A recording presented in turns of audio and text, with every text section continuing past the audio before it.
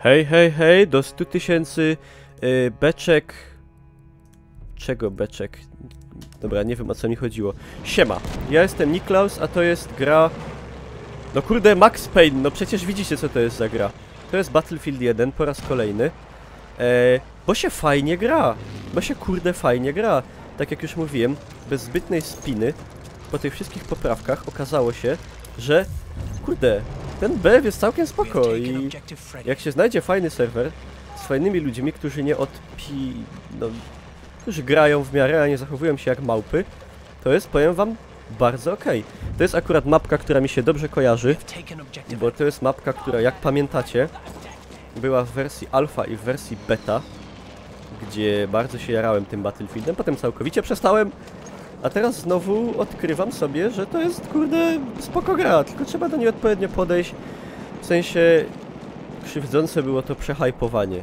A tak odpalić sobie meczyk tutaj, pyk, pyk, jest śliczna grafika, tematyka niestandardowa, chociaż dalej ubolewam. W dalszym ciągu ubolewam, że ten BF nie jest w klimatach II wojny światowej, bo to by do tempa rozgrywki i do mechaniki i do wszystkiego pasowało. O kurde! No prawie zdążyłem. To by pasowało o wiele bardziej, mi się wydaje. No ale dobra. No ale dobra. Już tam został zapowiedziany kolejny BF. Jeszcze z tego co wiem nie ma powiedziane, w jakich on się będzie rozgrywał czasach. Także zobaczymy. Jestem ciekaw. Czekam. Ja bym, powiem wam, no jak chodzi o BF-y, to ja oczywiście będę twardo obstawał... O cholera, jasna. Ja będę twardo obstawiał... Gościu w ogóle dostał tym granatem. Ja będę twardo obstawał przy kolejnej części Bad Company, bo... Bad Company, może pamiętacie, jak wychodziło, to było czymś takim... czymś kompletnie nowym, jak chodzi o Battlefielda i ludzie nie byli do końca przekonani. Bo to była taka odnoga BF-a, która poszła w kompletnie inną stronę niż były poprzednie BF-y, wiecie, w taką bardziej... Po pierwsze miała kampanię singleplayerową, miała fabułę, miała taką kompletnie inną stylistykę, bardziej taką, powiedzmy, mniej poważną, bardziej zabawną i to było właśnie coś takiego niestandardowego, do czego, cholera, nie byli ludzie do końca przekonani, ale kurde, Bad Company okazało się doskonałą grą. Naprawdę świetną. Tak jedynka, która niestety na komputerze nigdy nie wyszła, jak i część druga. Która nie dość, że miała naprawdę świetną kampanię, to do tego miała mega wciągające multi, nie jakieś takie, wiecie, nie jakieś przesadzone w sensie, jak chodzi o unlocki, kustomizację postaci, tam nie było w zasadzie żadnej kustomizacji postaci. Na koń! I to mi się właśnie podobało, że ona nie była taka... Nie była, jak chodzi o te rzeczy, przegięta, bo ja, powiem wam, lubię jak jest jakaś możliwość kustomizacji w grze. To jest spoko, ale powiem wam, nie lubię jak to jest doprowadzone do... Dobra, złażę z tego konia. Jak to jest doprowadzone do przesady, bo to już potem człowiek się bardziej... To już potem wychodzą takie Simsy, nie? Wiecie o co chodzi. Człowiek się bardziej skupia na tym, jaki ma wybrać kolor kamuflażu do karabinu, niż na tym, co się w grze autentycznie dzieje. Ale jakieś tam, wiecie, dodatki do broni, typu jakaś luneta, tłumik, czy tam powiększony magazynek do odblokowywania, ja uważam, że są ok. I tak to właśnie w tamtym Battlefieldzie wyglądało. Gdzie już potem w trójce było posunięte do, że tak powiem, jakby to dobrze powiedzieć po polsku, o wiele bardziej rozbudowane, ale już trochę do przesady, bo tam się też pojawiły potem, wyszedł ten pakiet premium, to powyłaziły jakieś kamuflaże do broni, jest takie typowe naciągastwo na hajs. No ale z trzeciej strony przecież nikt tego nikomu nie każe kupować, nie? Także no hard feelings, jak to mówią. Ale wolałem to tak, jak było wolałem tak, jak to było w formie właśnie Battlefielda Bad Company 2, który był mega. Także właśnie kontynuację Bad Company z tymi samymi postaciami genialnymi i też warto przypomnieć, że to była gra z jednym chyba z lepszych dubbingów, jak chodzi o w ogóle polskie gry. Bo naprawdę tam, między innymi kto tam dubbingował? Baka i Pazura. Świetnie wypadli naprawdę świetnie. I jest to jedna z nielicznych gier, gdzie naprawdę wolałem grać w wersję polskojęzyczną niż anglojęzyczną. Potem na przykład polonizację, polonizacja to tak brzmi, nie wiem, spolszczenia, o może tak. Battlefielda 3 na przykład już według mnie nie było takie dobre. To jest problem właśnie, problem polskich dubbingów jest taki, że one są przegięte w materii takiej, że ci aktorzy to odgrywają. W ogóle co jest błędem karygodnym? Te polskie dubbingi nagrywa się na ślepo. Bardzo często ci ludzie po prostu nie wiedzą, co oni w ogóle dubbingują. Znaczy, wiecie, odczytują tekst z kartki w zamkniętym pomieszczeniu przed mikrofonem. Nie widzą tej akcji, co jest po prostu, no... co tu dużo gadać. Nie tędy droga. Dobra, przeobrazimy się w medyka. Fajny karabinek, no nie mam takiego. To jest z jakiegoś dodatku? Albo taki do kupienia? Nie wiem. Może też sobie taki kupię? No, także w tym problem. Tamta gra była świetnie zdubbingowana. I jeszcze świetnie zdubbingowaną grą polską, jak już jesteśmy przy spolszczeniach, jest bez wątpienia seria Brothers in Arms, czyli w ogóle jedna z moich ulubionych gier, jeżeli chodzi o tematykę II wojny światowej, i jedna z moich ulubionych gier w ogóle, jeżeli chodzi o gry w sensie stricte. Czekajcie, spróbujemy sobie coś tu, jakąś broń może wykupić. Mamy tu coś jeszcze do wykupienia? Coś tu mamy, tylko że to jest, kurde, poblokowane. Ja tu mogę tylko jakiś Rigoletti z soczewką kupić. Dobra, kupmy. Niech będzie. No. Także tamta gra też była z krzyżykiem, z belką. Nie, ja chcę z kropką. Bagnet na broń. Moskala. Goń. Może jakoś pistola by my se kupili. O, Taschen pistole. A kupmy se Taschen pistola. A co kurde stać mnie. Dobra. Walczmy tym Sikiem, jak to się czyta? Kim my to jesteśmy? Co to za pistol? O, ciekawie wygląda. Taki mały. Taschen pistol. Sama nazwa mówi. Także tak. Na czym skończyliśmy? Bo ja mam takie coś, że ja często zmieniam wątek i potem się tracę. Spolszczenia. No, Brothers in Arms w ogóle to ostatnia część. Przypomnę wam, może nie graliście, jeżeli nie graliście jakimś cudem Brothers in Arms, to nawet jeżeli nie jesteście jakimiś wielkimi fanami tematyki II wojny światowej, to gra ma po prostu świetną, wciągającą fabułę. W to się gra po prostu jakby się oglądało Kompanię Braci, czy coś takiego. To jest po prostu doskonałe. To jest gra brutalna, bardzo dosadna, bardzo krwawa, z bardzo wyraziście napisanymi postaciami, które naprawdę, kiedy gdzieś tam w miarę postępu gry giną, po prostu ewidentnie jest tam bardzo smutno. I kurde bele. Także dlatego, nawet jeżeli nie jesteście fanami shooterów drugowojennych, to jest pozycja taka, którą sprawdzić warto. Pierwsza się nazywa Road to Hill 30, druga to było Earned in Blood i ostatnia Hell's Highway, która opowiadała o operacji, największej operacji spadochronowej w dziejach historii, czyli o operacji Market Garden, gdzie brali też udział m.in. polscy spadochroniarze generała Sosabowskiego. Dobrze mówię? Tak, chyba Sosabowskiego. Lol. Orzeł wylądował. No, polskich wątków tam niestety nie było, ale gra była bardzo dobra, znaczy nie spełniła oczekiwań z tego względu, że to była jedna... Oczywiście gra jest wypuszczana przez... ta gra jest wypuszczana przez Ubisoft, robiona przez Gearbox Software, także niestety to, co było pokazywane gdzieś tam na trailerach i prezentacjach, bardzo znacznie różniło się od produktu finalnego, od tego, co otrzymaliśmy potem. I to jest coś takiego, co spotkało też potem Watch Dogs między innymi, może w przypadku Brothers in Arms nie aż do tego stopnia, ale niestety ta różnica była no, bardzo duża, to jest mało powiedziane. Wiecie o co chodzi, po prostu, no smutne jest, kiedy gra na prezentacjach wygląda o wiele, wiele lepiej i jest robiona na przykład, co ciekawe, w tamtym przypadku było tak, te prezentacje były robione na wersji silnika na Unreal Engine 2,5, 2,5 to śmiesznie brzmi, no w sensie 2,5 rozwojowej wersji Unreal Engine 2, a potem gra... O!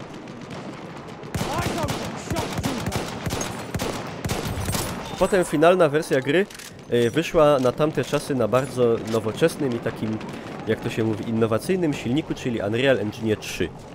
W tym wersji trzeciej. W tym momencie mamy już wersję czwartą, nawet już tam coś tam po przecinku bardziej zaawansowane. Między innymi na Unrealu 4 śmiga nasz ulubiony PUBG, PlayerUnknown's Battleground. No. I generalnie było to przykre, że na tej starszej technologii ta gra wyglądała lepiej niż potem na tej nowej. Jakieś w ogóle porobili cięcia. Jakieś takie, wiecie, tam była taka bardzo... Ja ten trailer tyle razy oglądałem, bo ja się tak tą grą jarałem wtedy. To jeszcze pierwszą gdzieś tam zapowiedź w ogóle wyczytałem w jakimś kliku czy playu. W sensie w gazetce o grach, które wtedy się kupowało no bardzo często, bo wtedy jeszcze często nie miało się internetu i tak dalej. Co oni w ogóle tam zapowiadali, wiecie, że tam będzie destrukcja otoczenia, że wrzucimy granat do chałupy, to wiecie, wypadnie okno razem z futryną i w ogóle no opowiadali bajek, które potem nie miały praktycznie kompletnie pokrycia w grze. Także zrobili grę na bardziej zaawansowanej technologii i nie udało im się tych obietnic spełnić. Co było przykre, gra właśnie... Papier. Gra potem, ta wersja finalna, w porównaniu do tego, co oni nam obiecali, wydawała się, no, taka mega uboga. Także to jest to. Była taki gameplay. To było bodaj na E3. To było prezentowane na jednym z targów E3. Nie wiem, czy to nie były targi E3 2006? Chyba? 2006. No, albo 4 albo 6. W każdym razie był tam taki gameplay, że oni sobie stoją w takiej restauracji, tam uderza pocisk w ogóle z armaty z niemieckiego Flak 88, czyli słynne 88. I tam wiadomo, tłucze się szkło, te odłamki szkła w ogóle. No technologia na tamte czasy, no urywało to dupę. Wszyscy się obawiali, jakie to będzie miało wymagania sprzętowe.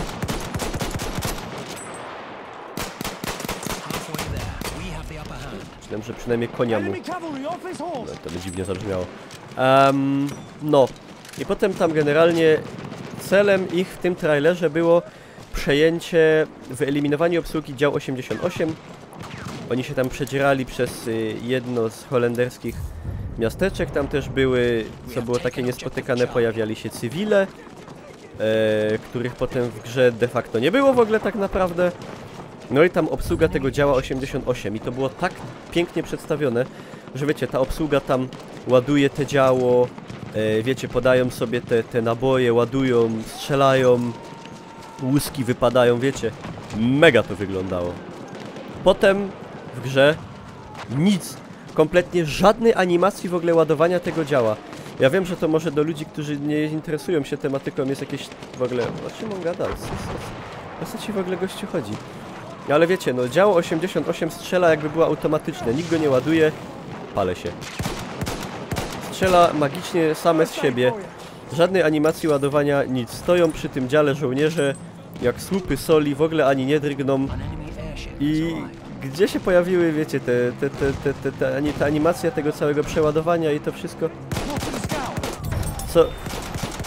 Nie wierzę, że byłoby jakieś mega trudne do zrobienia.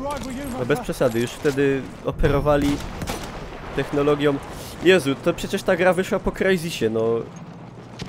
To technologia naprawdę pozwalała już na wiele wtedy. No i nie wiem czemu tak jest. Często się też...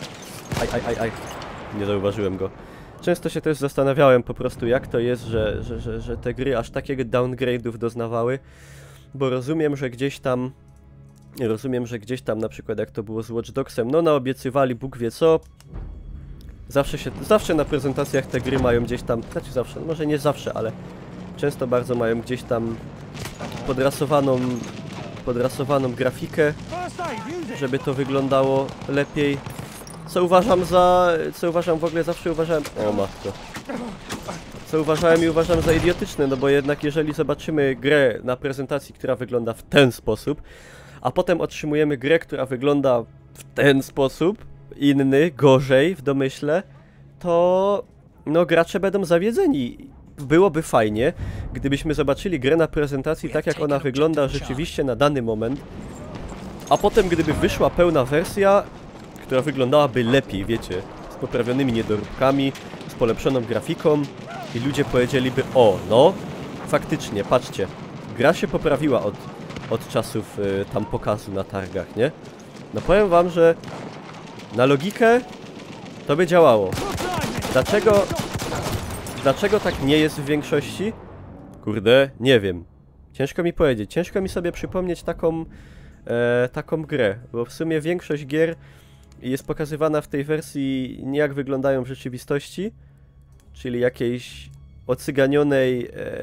ocyganionej po prostu podkoloryzowanej. A potem jest zawód i płacz. I no nie rozumiem tego. Znaczy nie było tak w przypadku na przykład Call of Duty, z tego co pamiętam, nigdy za bardzo, bo w ogóle byłem, jeszcze a propos Call of Duty, byłem mega zawiedziony, że ani na E3, ani na Gamesconie nie pokazano kampanii dla jednego gracza. I w sumie tej kampanii do jednego gracza nie pokazano jeszcze, znaczy tak pro publikum, offen, bo tam ludzie mieli już, o cholera, ludzie mieli szansę już w nią pograć tam redakcyjni i tak dalej, ale pro publikum ona jeszcze nie była pokazana ani razu, także nie mam pojęcia jaki tam będzie HUD, jak będzie wyglądała ta kwestia leczenia z tymi apteczkami i tak dalej. To póki co jest terra incognita. Jak ja tu w ogóle mądrym się słownictwem posługuję, matko, nie wiem. Może na streamach nie bardzo, to może przynajmniej na YouTubie wypadnę inteligentniej. No. Lol. No dobra szarża. No, także nie widzieliśmy, a przypomnę wam, a może kojarzycie, prezentację Call of Duty 2 na E3. Wtedy ona była zresztą prowadzona na Xboxie 360, bo wtedy to były te śmieszne czasy, że konsole, moi drodzy, miały większą moc obliczeniową od ówczesnych PC-ów. I wtedy generalnie jak jakaś gra na przykład wychodziła na Xboxa 360, to wszyscy trzęśli portkami, czy ona będzie działała na ich PC-cie, bo wtedy te gry naprawdę były tragicznie optymalizowane i miały potężne wymagania sprzętowe. Takie to były czasy, może kojarzycie. No i była pokazana ta misja, gdzie się ląduje na plaży, no bo to nie była plaża Omaha, to była plaża Utah. Tak, to była plaża Utah, ta misja słynna z Call of Duty, gdzie się najpierw eliminuje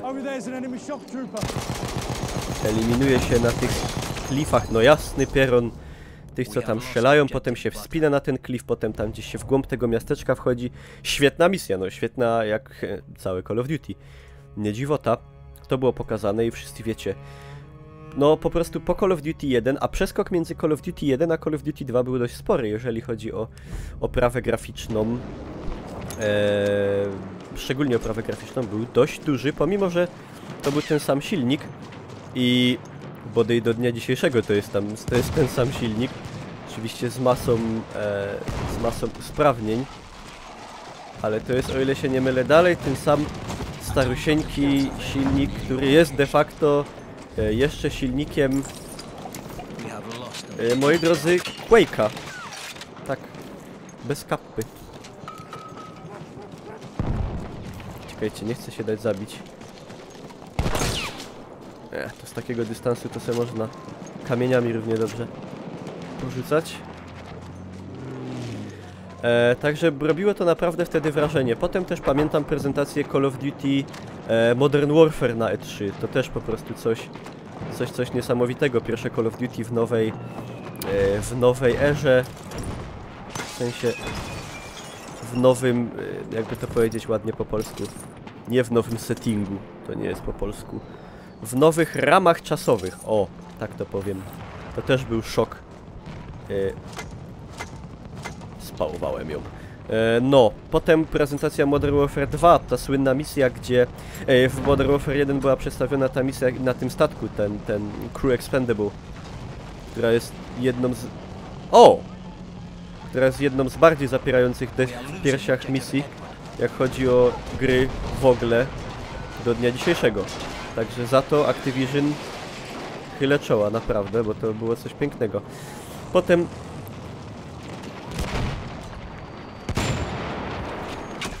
No dobra, to sobie poszczelałem.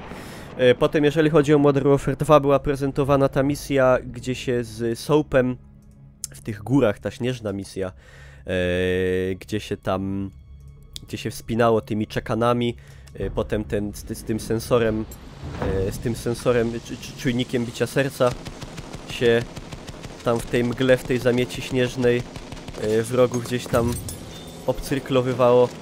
No było to świetne i robiło naprawdę duże wrażenie. A potem już jakoś od tego odeszli. Zaczęło się... To fajnie wylądowałem. Zaczęli się skupiać bardziej na multi i tego właśnie żałuję. No do mnie właśnie w Call of Duty zawsze kampania była ważniejsza. Także no mam nadzieję, że pomimo tego, że gdzieś powiedzmy jest kampania tego Call of Duty trzymana w tajemnicy, to że ona spełni oczekiwania. A oczekiwania są, powiem wam, z jednej strony nie jakieś szczególnie trudne do spełnienia, bo ja, tak jak większość graczy, oczekują po prostu solidnego singla.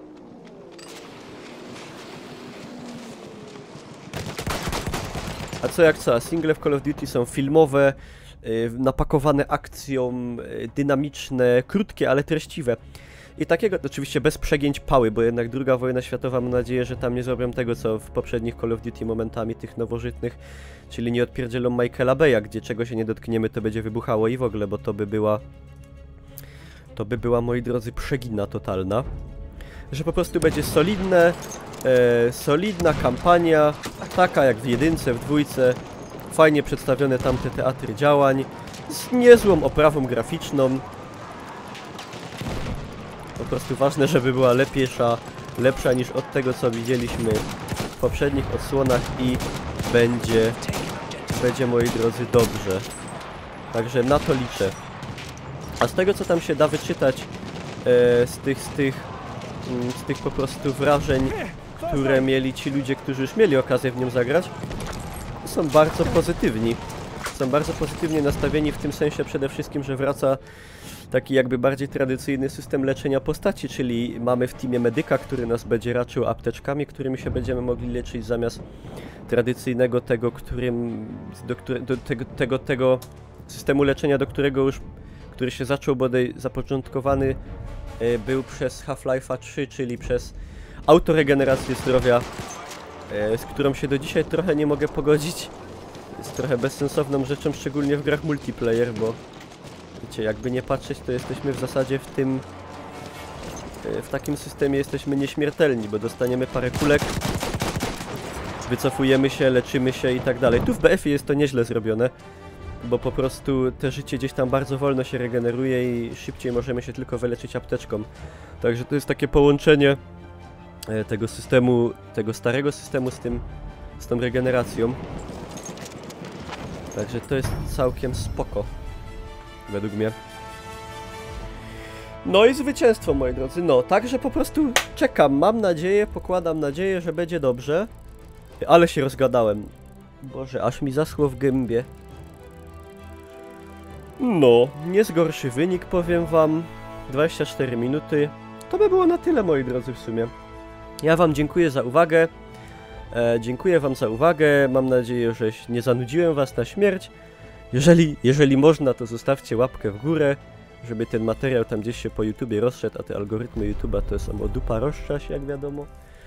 I to by było tyle. Wpadajcie koniecznie na fanpage'a mojego na Facebooku, moi drodzy, Niklaus Pieron na Facebooku, na Twitterze Niklaus Pieron, jeżeli ktoś lubi Twittera, na G2A, na Twitcha oczywiście, Twitch TV Niklaus, codziennie streamujemy. I tyle, ja się zmywam. To dozo.